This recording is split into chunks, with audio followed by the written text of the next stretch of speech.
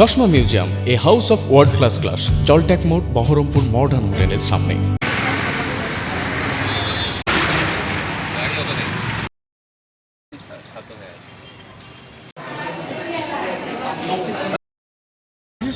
আমি দিলাম।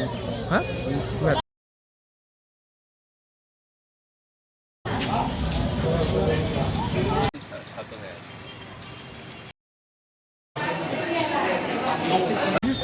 আমি দিলাম।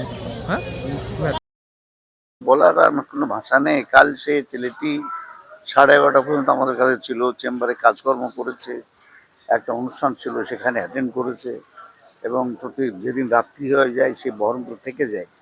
কিন্তু বলল যে না, আজকে ওদের শান্তিনিকেতনে একটা প্রোগ্রাম ছিল আমাদের জুনিয়র যারা সবাই একসঙ্গে যাওয়া, সেই জন্য বলে আমি জিনিসপত্র গুছিয়ে নিয়ে আসবো, আমি রাত্রে বাড়ি যাই। এই তো বাড়িতে এসে এই দুর্ঘটনা। তখন ওই 11:30 হবে, বেরিয়েছে ওখান থেকে, বহরমপুর চেম্বার থেকে বেরিয়েছে 11:30। বার অ্যাসোসিয়েশনের অন্য তো নেই এখন। ধরুন আমরা কার কাছে ক্ষতিপূরণ দাবি করবো, 1 নম্বর। 2 নম্বর হচ্ছে বার অ্যাসোসিয়েশনের এক শোক ছাড়া তো আর কোনো কিছু করার আপাতত কিছু নেই। বাড়ির একটি সন্তান, খুব মর্মান্তিক ঘটনা। আমরা বারের আগামী সোমবার দিন একটা শোক সভা করবো, বন্ধ রাখবো, আমরা কাজকর্ম করবো। হ্যাঁ, আমাদের জন্য 5 বছর। আনুমানিক বয়স কত, 35টাই হবে। হ্যাঁ, 29 30। আবু বকর সিদ্দিক। আমি advocate, Baharampur president, Baharampur bar association. বলার ভাষা হারিয়ে ফেলেছি। বাস্তবে আজকে আমরা একজন নয়, দুজনকে হারালাম।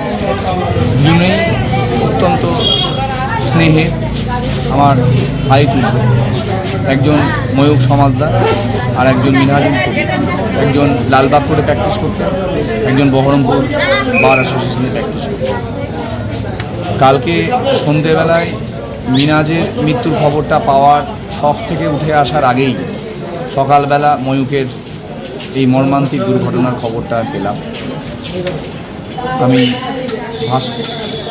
বলার কোনো ভাষা নেই। যাই হোক, ময়ূককে আমি দেখতে এসেছিলাম, হয়তো এটাই শেষ দেখা হলো। মেনে নেওয়াটা খুব কঠিন, খুব কঠিন, বাস্তব অত্যন্ত দুরূহ।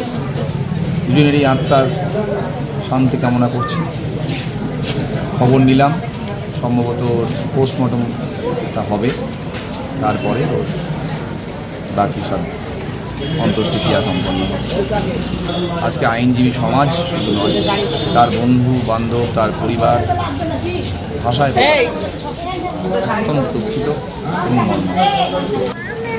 এটা ঠিক যে যখন আমরা কোনো বাইক রাইড করি, হেলমেট পরাটা অত্যন্ত জরুরি। কারণ মাথা বা মাথার মুখমণ্ডলী আমাদের একটা অত্যন্ত গুরুত্বপূর্ণ জায়গা গোটা সারা শরীরে।